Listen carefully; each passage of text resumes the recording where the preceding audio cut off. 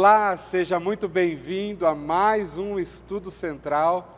Que bom que você está nos acompanhando todos esses dias e que bom também que você tem colocado seus comentários aí com a gente. É muito bom ter você conosco participando no sábado, assim que começa o estudo, e também durante a semana. Eu sei que muita gente assiste esses vídeos na segunda, na terça, na quarta. Tem gente que assiste e reassiste todos os dias. Que bom ter você conosco todos os dias também. Compartilhe, clica aí para compartilhar, distribui esse vídeo para os seus amigos, seus parentes, para a tua igreja. De repente está com alguma dúvida sobre o assunto, aqui nós estamos tratando todos os assuntos que a Bíblia nos oferece. E hoje, em especial, nós estamos tratando da lição número 7 do nosso guia de estudo, Escola Sabatina, que tem o título Vida, Morte e Eternidade, e na lição 7, o título é A Vitória de Cristo sobre a Morte. E como sempre, nós temos também comentários que os nossos amigos deixam aqui para a gente. E aqui eu quero destacar e mandar um abraço bem apertado para os nossos irmãos, para a Sandra Berg, para o Pedro Sanches e para o Carlos Pantoja, lá de Belém, na Paraíba. Ô meu irmão Carlos, poxa vida, você está tão longe, mas está aqui pertinho do nosso coração. Que bom tê-lo aqui, você e sua família. E assim nós vamos alcançar o Brasil, a América do Sul, o mundo, levando a mensagem de Deus. E como todo estudo, nós temos também a presença única e calorosa aqui dos nossos amigos, e hoje em especial duas pessoas que eu admiro muito, pessoas aqui da Igreja Central de Sorocaba. Pastor Osmar, que bom tê-lo aqui nesse estudo novamente, que bom estar conosco, pastor. É um prazer, Anderson, estar com você também aí conectado, que bom que você pode compartilhar esse link para mais pessoas e vamos ter um estudo fantástico em nome de Jesus. E nosso amigo, ancião, querido, Fernando Ribeiro, que bom ter você conosco aqui também. É uma alegria, Anderson, pastor Omar, estar aqui, onde nós podemos agora estar tendo esse estudo de um tema tão importante e que começa já com uma frase maravilhosa, a vitória de Cristo. A vitória, né? É. E para a gente falar dessa vitória, Fê, faz essa oração inicial para nós. Amado Pai, que habita nos altos céus, Senhor, queremos agradecer por essa oportunidade que o Senhor nos dá de estarmos aqui para conversarmos, discutirmos, estudarmos sobre esse tema tão importante que é a vitória de Cristo na sua ressurreição. Senhor, que o Senhor nos use, que o Senhor nos capacite e que essa mensagem, Pai, possa chegar a muitas pessoas que talvez estejam ainda distantes do Senhor. É isso que te peço, suplico, agradeço, em nome de Jesus, amém. Amém, amém, amém. E quero convidar você a acompanhar alguns versos da Bíblia que nós vamos ler. O primeiro deles se encontra em Apocalipse, capítulo 1, verso 17 e 18. E aqui eu leio assim: Ao vê-lo, caí aos seus pés como morto. Porém, ele pôs sobre mim a sua mão direita, dizendo: Não tenha medo, eu sou o primeiro e o último, e aquele que vive. Estive morto, mas eis que estou vivo para todo sempre, e tenho as chaves da morte e do inferno. É Cristo Jesus falando para João quem ele era e onde ele estava naquele momento. E Paulo também ele dá essa referência, que ele acredita em Cristo ressurreto, e nós, como cristãos, nós acreditamos e pregamos isso.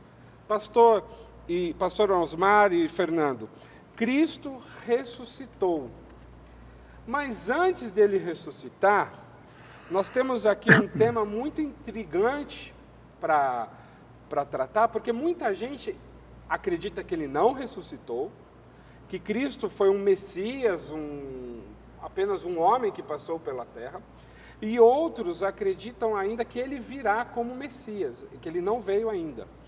E só que no contexto bíblico, quando a gente abre a Bíblia para ver, a gente vê que na morte de Cristo aconteceu algo, como eu já disse, intrigante, que a tumba estava selada. A tumba onde Jesus foi enterrado estava selada. Se a gente for em qualquer cemitério do mundo, não há um cemitério com tumba selada. Estão ali com uma pedra, com seus enfeites, mas a de Jesus estava selada. Pastor e Fernando, por que a tumba de Jesus estava selado, se a gente já começou falando aqui que Jesus ressuscitou? Anderson, nós temos dois aspectos, o aspecto físico e o aspecto espiritual. Eu vou começar com o aspecto espiritual. Para o aspecto espiritual, você vê que o grande conflito, Satanás, quando Cristo revela que ele vai morrer pelo ser humano, isso lá em Gênesis, desde o começo da história de Cristo, Satanás tenta evitar que ele chegue à cruz. Aí você vê meninos morrendo com 2 anos, menos de 2 anos, sendo sacrificados. Por quê? Porque ele queria acabar com essa criança, Jesus não pode continuar vivo. Depois ele quer fazer com que Jesus desista da cruz várias vezes, desce da cruz através do ladrão, através dos fariseus, através dos soldados, do castigo, dos açoites, para que Jesus não fosse até o fim.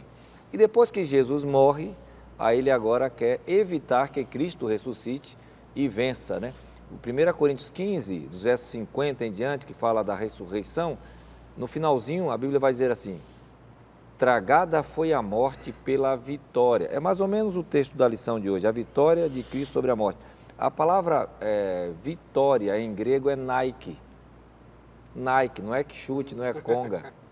A vitória de Cristo não é que chute, não é conga, é Nike. É Nike, é vitória. Entendeu? A vitória é Nike. Então, Cristo nos dá a vitória sobre o maior inimigo que nós temos, é a morte.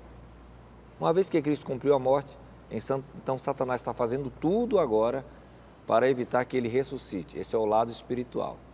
E do lado físico, nós temos os inimigos, aqueles que não acreditam que Cristo é o Messias, o Império Romano, que também não quer ter essa novidade acontecendo, pondo um selo sobre uma pedra que já era muito pesada.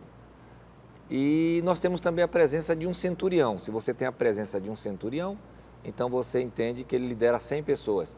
Então você tem um exército ali, um pequeno exército de 100 pessoas vigiando. Ora, se era uma pessoa comum e se não ia acontecer nada, como é que eu posso negar um fato desse, com um grupo de pessoas vigiando e com um selo ali para que a pedra não fosse nem movida? Como é que era esse selo, né? Geralmente se amarrava a pedra com cordas em pontos estratégicos e se colocava realmente um selo de cera ali, porque qualquer movimento aquela cera partiria e não teria como rejuntá-la novamente. Então a pedra estava selada dessa forma.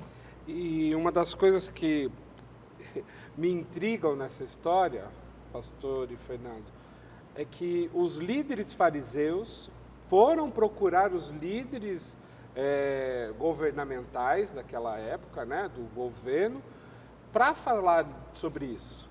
E convenceram, né, como se os pastores hoje da igreja fossem ter algum acesso ao governo e conseguissem mudar uma situação extrema, né? E algo do tipo, olha, vocês falaram aí que ele morreu, mas ele pode ser roubado, ele pode, os discípulos dele podem vir e assaltar o túmulo, né? E ali não, como bem o pastor lembrou, havia 100 homens diante daquela tumba, do túmulo de Jesus, para ele não sair. Né? A ideia é que ele não saísse, né, Fernando? Não que os outros fossem entrassem para roubar, né? Na realidade, a preocupação foi ao contrário, né? E essa preocupação, ela existia porque Satanás, ele sabia que ele ia ser um perdedor. Ele sabia que Jesus já estava ali preparado para a salvação. Jesus, né? já tinha dito que ele ressuscitaria 3 dias depois. 3 dias depois. A gente vê aqui, ó, suas ações quando temiam Jesus mesmo após a sua morte. Ou seja, ele viu aquele corpo. Se tivesse um médico ali, confirmaria aquela morte. Mas Satanás, um anjo caído, ele sabia que o projeto de Deus nessa terra, através da vinda de Cristo, era muito maior do que simplesmente a morte de Cristo. Porque ele tinha todo um grupo de pessoas, né, que só seriam salvos se Jesus ressuscitasse. A partir daquele momento, se Jesus não ressuscitasse, o que seriam dos pecadores aqui nessa terra? E esse projeto ele começa em Gênesis, quando o pecado começa. Né? Lá em Gênesis, Deus já, sabendo que tudo tinha acontecido, ele já começa a se organizar, já sabendo que seu filho ia ter nessa terra, Jesus ia sofrer por quem? Por mim, por nós. E Satanás sabia disso. E ele começou a colocar tudo ali para tentar segurar. até achando que alguém ia lá buscar o corpo, que alguém criar situações que não aconteceria, não era normal na época isso acontecer. E o pastor, só um pouquinho, o pastor falou aqui do lado espiritual, junto com aqueles 100 soldados, com o selo na pedra ali, com aquela corda toda amarrando, também estavam, no lado espiritual agora, os anjos do inimigo ali, guardando a tumba também. O inferno todo estava ali, era a maior missão que eles tinham. Se você parar para analisar, se você fizer uma pesquisa, o ano em que Jesus morre, é o ano 31, você não vai ver grandes guerras acontecendo, grandes terremotos, não vai ter nada ali. Parece que eles esqueceram o mundo e todos se concentraram naquela Em Jerusalém tumba. ali. Porque né? todos aqueles que estavam ali, todos os demônios que estavam ali, eles tinham plena consciência de quem estava ali dentro. Né? Então a desculpa dos fariseus é que não deixa que ninguém entre e tire. Mas Satanás estava usando os fariseus para dizer, olha, não deixa que ele saia. Então por isso que ele tenta evitar que Jesus entre na tumba, porque ele sabia que se ele fosse, ele sairia. Porque ele é o autor da vida, né? Então há um conflito em andamento ali, mas Cristo sai. Né? Amém, Mas sai. Cristo sai e a Bíblia diz, estragada foi a morte pela vitória. Isso é maravilhoso, né? Na Cristo lição de segunda-feira, pastor, exatamente, ele ressuscitou. Não teve como segurar. Não teve como segurar. E o que eu até arrepia só de lembrar, eu penso, inclusive a escritora Ellen White, escritora americana, ela escreve no livro O Desejado de Todas as Nações. Você que está nos assistindo, você não leu este livro, ou não sabia da existência desse livro, eu recomendo, eu sugiro que você busque na internet, busque adquirir esse livro, tá joia? Na CPB, na Casa Publicadora Brasileira, onde você tem aqui embaixo o link da lição dessa semana, aliás, ali também você encontra este livro, O Desejado de Todas as Nações. E ali, a escritora Ellen White, ela nos dá essa visão, né, de tudo que aconteceu. E aqui, ó, eu quero só pegar uma partezinha da página 630. Que o inimigo ficou furioso quando seus anjos fugiram diante do mensageiro celestial. O anjo que vem dos céus, Gabriel no caso, que é o que possivelmente ficou no lugar de Lúcifer. Vem os mais poderosos anjos do inimigo, como o pastor bem lembrou, fogem. É para você ver como a luta é desigual. Então você tem uma terça parte de anjos reunidos numa tumba e Deus só mandou um anjo. Foi suficiente. E todos fugiram na presença de um anjo. Então não há um conflito entre Deus e Satanás. Há um conflito entre o louco Satanás e um Deus que ele não pode nem chegar perto. Exatamente. Porque só um anjo, e não foi nem um serafim com 6 asas. Veio um anjo básico. Foi o mensageiro. Um querubim, veio um querubinzinho, né? Porque ficou no lugar de Satanás. Satanás era querubim, então deve ser 4 asas só, não veio nenhum top. E eles todos fugiram. Não, isso aqui é maravilhoso, né? Isso é uma cena tremenda. E aqui diz, na lição diz, né? Embora a humanidade de Cristo tenha morrido na cruz, a sua divindade não morreu. Porque o que é original não se desoriginaliza. E obrigado, pastor. Não é, Fê? Então, se Deus é eterno, eterno não morre. Não morre. Não nasce nem morre. Então, a vida, a Bíblia diz assim, a lição vai mencionar, a Bíblia diz, a vida estava nele. A vida estava nele, isso é maravilhoso. E Satanás sabia que ele não podia sepultar Deus. Mesmo assim, Deus espera 3 dias. Assim como esperou 4 com Lázaro, ele espera 3 dias para que não houvesse. Não, ele desmaiou. Foi um desmaio, foi um mal súbito. Né? Foram 3 dias depois numa tumba selada. Então, os inimigos do Evangelho tentaram impedir, mas todos os ingredientes do sepultamento confirmaram que havia medo dele sair. Então, vamos só fazer um resumo até aqui. Nós temos uma tumba selada, nós temos 100 homens, temos a terça parte dos anjos, obviamente agora do lado do inimigo de Deus, ali na frente da tumba.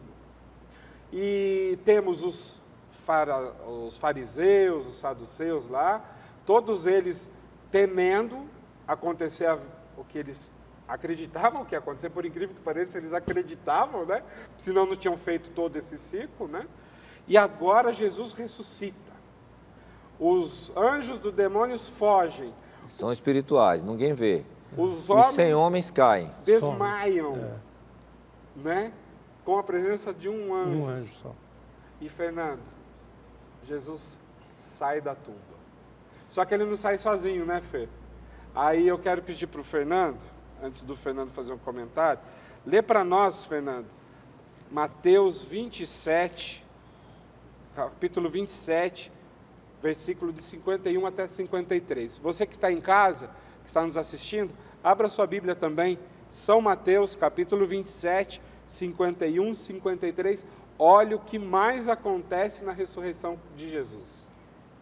Eis que o véu do santuário se rasgou em duas partes, de alto a baixo.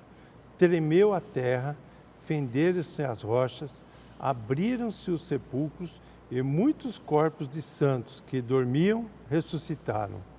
E saindo do sepulcro, depois da ressurreição de Jesus, entraram na cidade santa e apareceram a muitos.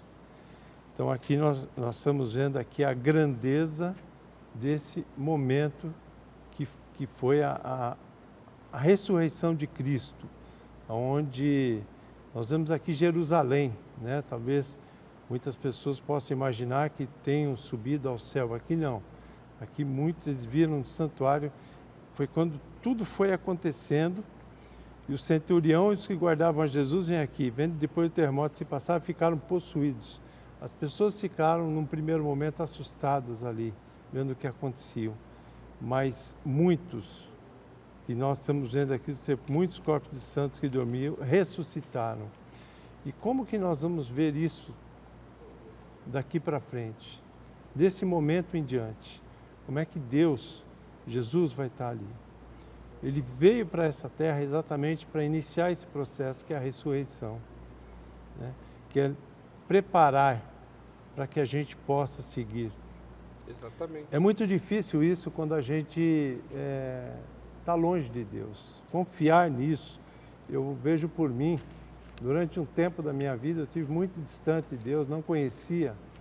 E quando eu vi alguém comentando, às vezes assistindo um culto ali com a minha esposa na época, eu, como não era, né, não tinha vindo ainda para os braços de Deus, eu ficava imaginando tudo isso pelo lado humano. Eu falava, isso é surreal acontecer. Como que pode acontecer uma coisa dessa?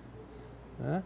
Mas quando a gente começa a estudar a Bíblia e ver aqui a história, a grandeza de Deus, a grandeza do movimento aqui, de como Deus nos ama, como o desejo dele pela nossa salvação, mandando seu filho para passar pelo que passou, e aqui, aí a gente vê e fala, Senhor, obrigado por a gente ter vivido esse momento, por ele ter passando por isso. Está seguindo esta verdade, É. né? E o Fer bem leu aí também, que existiam alguns pontos que vale a pena ressaltar. Primeiro, o véu se rasgou, ou seja, destruindo toda aquela... Sistema. o sistema do sacrifício, do cordeiro, porque agora o sacrifício de Jesus já valeria por todos. Depois, o grande terremoto, as tumbas se abrem, as pedras que cobriam aquelas pessoas, os santos, que acreditaram em Cristo e que viveram por Cristo antes de saber de Cristo, né? Mas que estavam ali naquele momento aos pés do Salvador, né? Sepultados na mesma região que Jesus, eles saem de suas tumbas e entram dentro da cidade de Jerusalém para falar, olha eu aqui. Eu fico imaginando, pastor Fernando, por exemplo, eu perdi minha avó em 2009. Eu fico imaginando ver minha avó ressuscitar. Se eu estivesse ali naquele momento, ver minha avó, eu falei, avó, o que está acontecendo? Não, Jesus ressuscitou e porque eu acreditei nele antes, né, dele aparecer, agora eu vou com ele para o céu. Olha, só de lembrar tem uma duas coisa coisas que a gente tem que esclarecer, né? Porque céu ou Sim. inferno. Exatamente. Primeiro que essas pessoas entram em Jerusalém para serem vistas das pessoas e depois sobem com Cristo. Mas elas primeiro entram em Jerusalém, porque é o grande trunfo. A outra coisa é a ideia do inferno, né? Porque as palavras bíblicas que foram traduzidas para o latim inferno, elas são Sheol ou Hades. Todas elas representam sepultura. Teria uma terceira passagem, que também vai ser traduzida como inferno, que é a Geena, que era nada mais do que o lixão da cidade, onde o fogo não se apaga. Daí vem a questão de castigo eterno, o fogo não se apaga, porque era um monturo, as pessoas jogando coisas, queimando coisas, e até alguns corpos de animais ficavam ali onde o bicho não morre, etc, etc. Mas a palavra bíblica para o lugar onde estão os mortos não é céu e nem é inferno, é sepultura. Jesus vai voltar para levar essas pessoas. Então aqui nós temos as primícias. Jesus descendo ao inferno, à sepultura, Jesus traz a vida, não vou levar alguns comigo. E Jesus fica, depois desse período, 40 dias. 40 dias ele fica. E é o tempo dessas pessoas também exatamente. Testemunharem, né? Exatamente. Então, mais de 500 pessoas viram Jesus ressuscitar. Então, não foi assim uma coisa isolada. Nós vamos destacar já. Também tem os discípulos de Os Jesus. Discípulos viram, né? Maria que se prostra, achando que é o jardineiro, né? Exatamente. E Jesus fala, está ali, todo esse relato, meus queridos, está em São Mateus capítulo 28, Marcos capítulo 16, Lucas capítulo 23 e 24. Todos isso que a gente está falando, aqui não dá tempo de ler todos, né, pastor e Fernando? Mas tudo está dizendo na própria palavra de Deus, que São Mateus, São Lucas, São Marcos, São João, que estavam ali do lado de Jesus, viram isso, presenciando, né? Presenciaram e escreveram isso. Você tem dos 4 evangelistas, Lucas ele não é apóstolo. Então Lucas ele vai fazer, diz o capítulo 1, uma pesquisa com as pessoas que viram e o que ele não estava presente, né? Lucas era discípulo, não era apóstolo. Mas veja, tudo está relatado de que houve um movimento tremendo e não tem como negar essas coisas, porque as pessoas viram. Então vieram desculpas, não, os soldados dormiram. 100 pessoas vão dormir ao mesmo tempo. É uma loucura, né? Outra coisa, quem perde um prisioneiro, diz o apóstolo Paulo, tem que morrer como carcereiro. Ninguém morreu. Eles recebem dinheiro para ficar calado. Inventaram outra história e eles recebem dinheiro para ficar calado, é o que a Bíblia diz, para ficarem calados. Então, esse movimento, Jesus assim, eu vou levar alguns para que aqueles que no futuro vão crer em mim, entendam que mesmo que a morte, foi o que eu disse a Lázaro em João 11, 25, mesmo que você morra, eu sou a ressurreição e a vida, eu vou te trazer de volta. Vou levar alguns comigo e Jesus traz alguns com ele.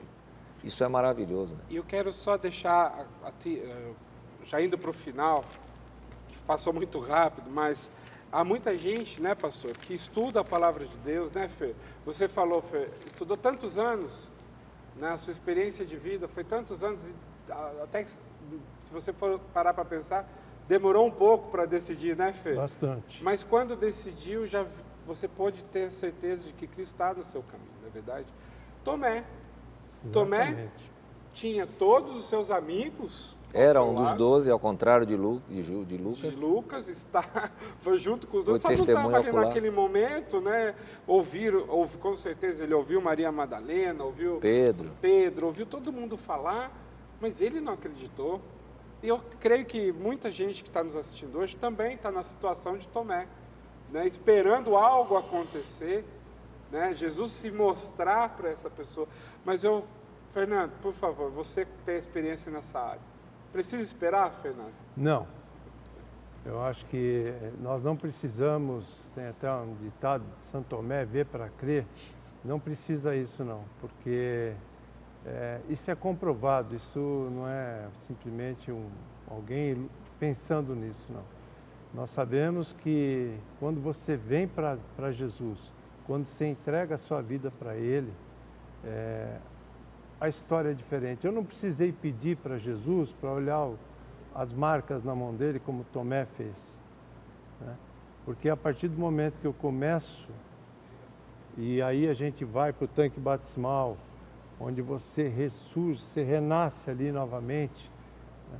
Você começa a caminhar com Deus, você começa a ter o entendimento daquilo que você lá fora achava que era algo muito distante que poderia acontecer na sua vida ou na vida de cada um. E a Bíblia, o livro sagrado, ela nos mostra, cada momento que você está estudando, que esse é o caminho que nós devemos ter. Seguir a Jesus, caminhar com Ele, e aí a gente precisa ter fé. E fé a gente só consegue quando a gente estuda e a gente se relaciona com Deus. Amém. É só nesse jeito que a gente consegue. E para encerrar, a gente não pode deixar de tratar disso. Paulo usa a metáfora que Jesus foi as primícias. E naquela época, essa metáfora era muito usada, né? Até porque quando se colhia as primícias da agricultura, né, Fê? Você estava falando assim, ó, já daqui a pouco a gente vai estar com todo o pomar cheio, né? Vamos colher tudo daí. Isso significava era uma boa forma de representar de que algo bom estava para acontecer. Né? Os primeiros frutos, o fruto mais doce, as melhores que vinham ali, era a festa das primícias que se entregava para Deus. E veja, Jesus acabara de pagar o preço, ao contrário do que os que morreram na expectativa do Antigo Testamento e não viram, agora Jesus tinha confirmado, ele ressuscitou pessoas antes mesmo dele ressuscitar, mas agora estava confirmado, ele ressuscitou, ele mesmo passou pela morte, ele levou cativo o cativeiro, ele nunca mais perderá, é outra coisa que a lição apresenta, as marcas. Esse é um sinal maravilhoso para que Satanás não consiga nos enganar. Quando Jesus voltar, ele voltará com as mesmas marcas. Esse é o nosso Deus, marcas que ele não vai perder, marcas que vão contar a história, mesmo que silenciosa, a gente não vai precisar que ele fale, você vai ver as marcas de que ele morreu por mim e por você. Jesus, no meio da Trindade, ele é o único que assume um corpo, e ele assume um corpo que carrega marcas do nosso pecado. O corpo humano com as marcas. É a graça eterna de Cristo revelada nas suas marcas, né? Amém. E Jesus sai da tumba com as suas marcas. Ele faz questão de manter essas marcas vão ficar para sempre, porque ele é a primícia. E Paulo disse, se cremos que Jesus ressuscitou, assim também ele trará consigo os que dormem. Isso é maravilhoso, né?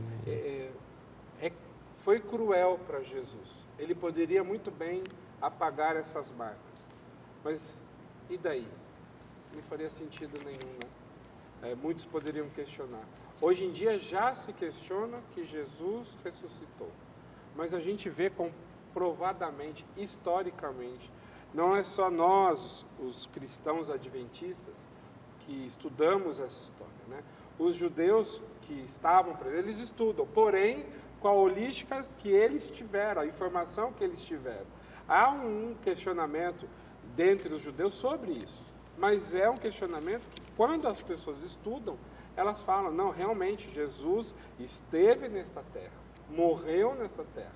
E se ele continuar lendo um pouco mais, né, para Paulo e até o Apocalipse, eu tenho certeza que não só os judeus, como tantos outros que querem conhecer Jesus, como o Fer bem falou, vai chegar na conclusão de que Jesus está no céu hoje, junto com esses que ele ressuscitou aqui, e temos certeza esperando o momento certo para chegar e vir nos buscar. E não houve nenhuma evidência física de que o corpo de Jesus foi encontrado em algum lugar. Exatamente. Não houve uma cena de que ele foi cremado em algum lugar, que seu corpo foi... Não existe isso. Todos comprovam de que realmente ele não estava lá, a tumba estava vazia. Tem uns filmes aí fictícios que acham que estão falando certo, mas não é. É só ficção. Fê, as suas considerações finais para a gente terminar esta lição, que você pode deixar para nós e para quem está nos assistindo. Neste momento, a gente está indo para os finalmente deste mundo.